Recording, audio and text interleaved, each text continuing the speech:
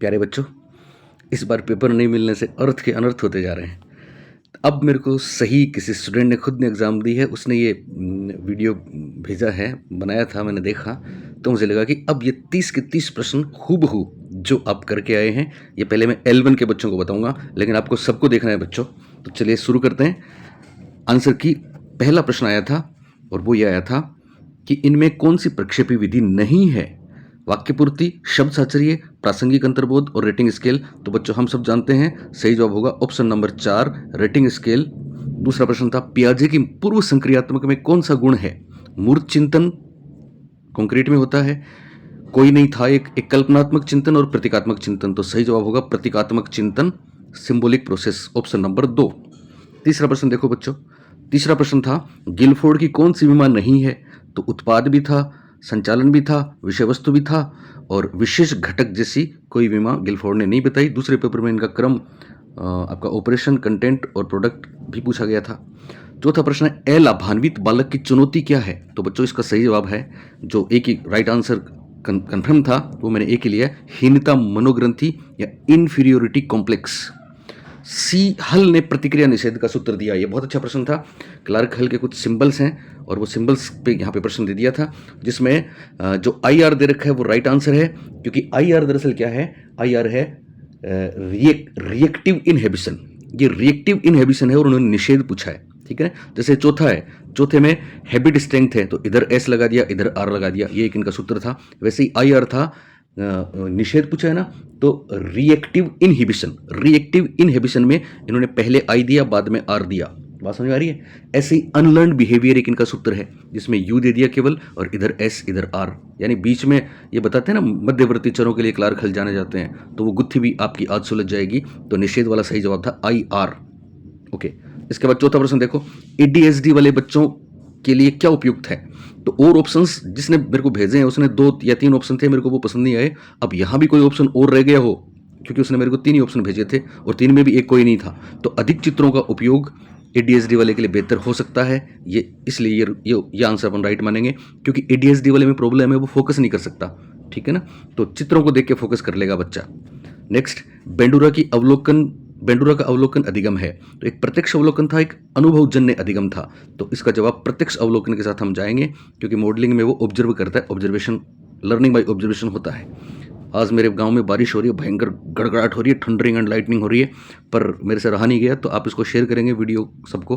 और 30 के 30 प्रश्नों के आंसर मैं आपको बताने जा रहा हूँ। अगला था आनुवांशिकता और वातावरण का संबंध है। देखो कैसा प्रश्न है, हमने कितनी बार आपको बताई है सारी चीज़ें। जोड़ बाकी गुणा की भाग, तो दोनों के बीच में गुणा का निशान लगेगा। अगला सवाल है मैस्लो के सिद्धांत में सर्वोच्च आवश्यकता। बच्चों मैं बार बार कहता हूँ इंग्लिश के वर्ड्स क्यों इंपॉर्टेंट हैं। सुरक्षा, शारीरिक आवश्यकताएं, अहम साक्षात्कार और प्रेम। तो तभी बच्चे मेरे को दिन में भेज रहे थे तो वो समझ ही नहीं पा रहे थे। दरअसल अहम साक्षात्कार जो ऑप्शन था उसका इंग्लिश में लिखा हुआ था सेल्फ एक्चुअलाइजेशन। इंग्लिश में क्या लिखा हुआ था? सेल्फ एक्चुअलाइजेशन लिखा हुआ था। और हम आपको बार बार बता चुके हैं कि सेल्फ एक्चुअलाइजेशन का मतलब होता है आत्मसिद्धि। तो यहाँ अहम साक्षात्कार जो था वो राइट था, क्योंकि इसका इंग्लिश में क्या था? सेल्फ एक्चुअलाइजेशन था। अगला प्रश्न था क्रियात्मक अनुसंधान से संबंधित हैं। तो बच्चों दिन में हम देख रहे थे कुछ और ही ऑप्शंस आ रहे थे। तो क्रियात्मक अनुसंधान से संबंधित है, सैद्धांतिक कभी नहीं होता, क्योंकि तो व्यावहारिक होता है, समस्या का तुरंत समाधान करता है। और जिसने मेरे को ये देखा है मैंने, तो समस्या समाधान से अलग बता रहा है, इसका मतलब ये वाला ऑप्शन भी नहीं होगा। फिर गतिशील होने के अलावा और कोई चारा नहीं है। तो डायनेमिक क्रियात्मक अनुसंधान में चूंकि साइक्लिक चीज़ें होती हैं इसलिए वो डायनेमिक भी होता है, तो राइट आंसर गतिशील होगा, डायनेमिक। 11वां प्रश्न देखिए, अधिसंज्ञान क्या होता है? मेटाकोग्निशन। तो मेटाकोग्निशन से निगरानी में क्या उपयुक्त है? मतलब मेटाकोग्निशन में क्या होता है?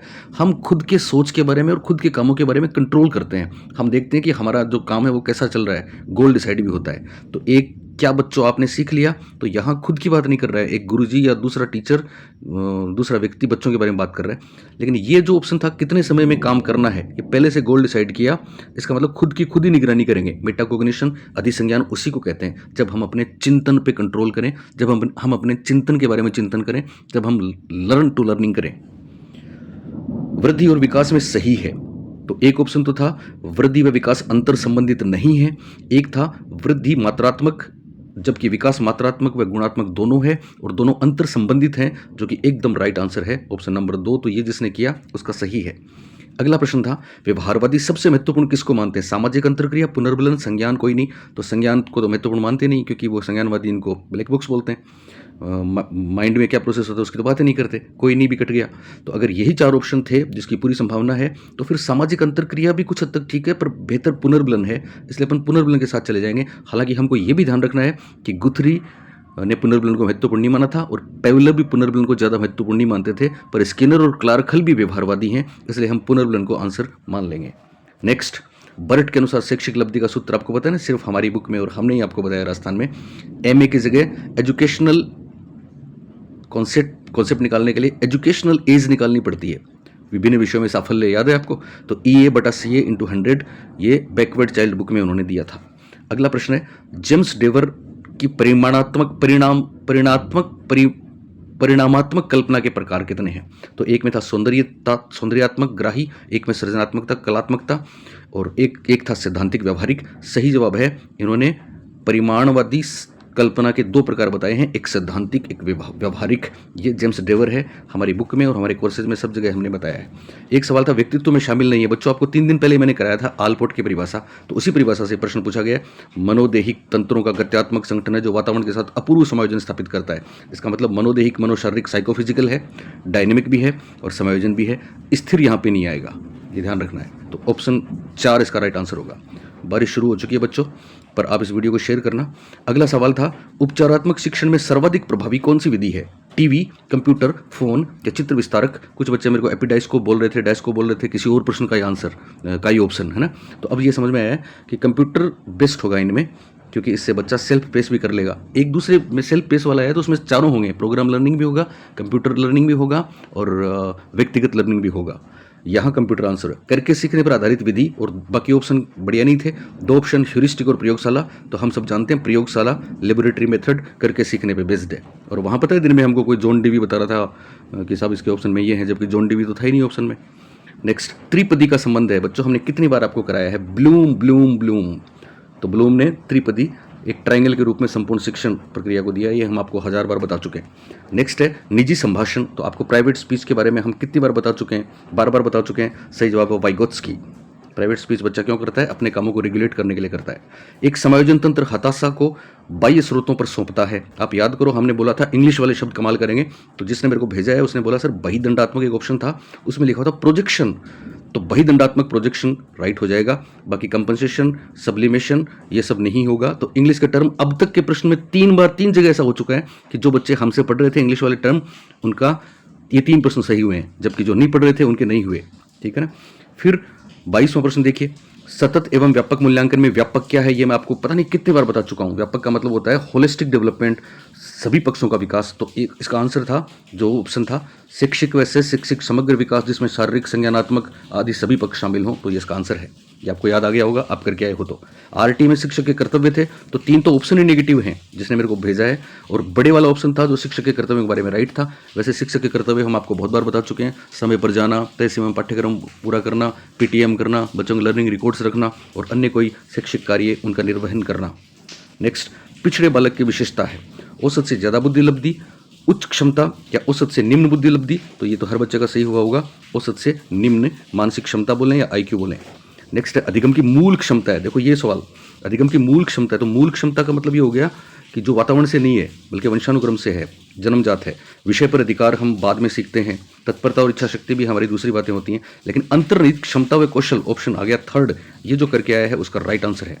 आप मेरे को कमेंट करके ये भी बताओगे कि वाकई ये 30 के 30 प्रश्न थे ना वहाँ पे, और आपके कितने सही हुए हैं। और वीडियो को जितना शेयर करोगे बच्चों उतना हमें अच्छा लगेगा। नेक्स्ट, किसी दूसरे के व्यवहार, ये देखो फिर चौथी बार, मतलब 30 प्रश्नों में 4 प्रश्न ऐसे आ चुके हैं जिनमें केवल इंग्लिश के टर्म्स वाले बच्चे ही सही करके आ सकते थे। दिन में हम सब ने बोला था, आपको बताया था हम सब ने, कि दूसरे के व्यवहार को स्वयं अपनाते हैं तो आइडेंटिफिकेशन होता है, लेकिन यहाँ पहचान हिंदी में दे दिया था। अब हिंदी में जो बच्चा करेगा वो पहचान कभी नहीं करेगा, ठीक है ना, वो कुछ और ही करेगा, भले ही वो क्षतिपूर्ति करे, प्रक्षेपण करे, उदात्तीकरण करे, ठीक है ना।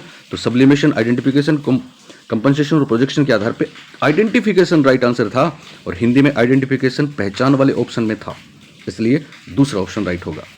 यहाँ पे जो लिखा हुआ है आइडेंटिफिकेशन वो राइट होगा। अब गार्डनर देखिए, गार्डनर की बहुबुद्धि का विद्यालय में कैसे उपयोग करेंगे? तो एक ऑप्शन था तार्किकता, एक था वैज्ञानिकता, एक था कला, संगीत, नृत्य, विविध तरीकों का उपयोग। तो गार्डनर तो जी के खिलाफ है, इसलिए विविध तरीकों का उपयोग राइट आंसर है।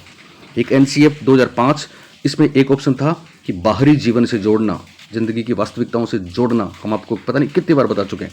एक था मस्तकाधोमुखी, अपना सिफेलोकोटल आ गया ना, वो सिर से पैर तक होता है।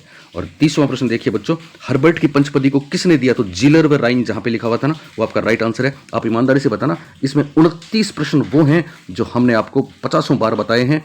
जो मेरे चैनल पे नए हैं बच्चों, सब्सक्राइब कर लेना, क्योंकि मेरे बच्चे वास्तव में 30 में से 29 केवल हल वाला इतना डीपली था तो वो सूत्र हम बच्चों को बता नहीं पाए थे, और यहाँ ये हो चुका है। तो आपको बहुत धन्यवाद, बहुत शुभकामनाएं, आपका सिलेक्शन होगा। मेंस के लिए बच्चों सीधे मेरे पास आ जाना विद्यासागर एप्लीकेशन पे, मज़ा आ जाएगा आपको। Thank you.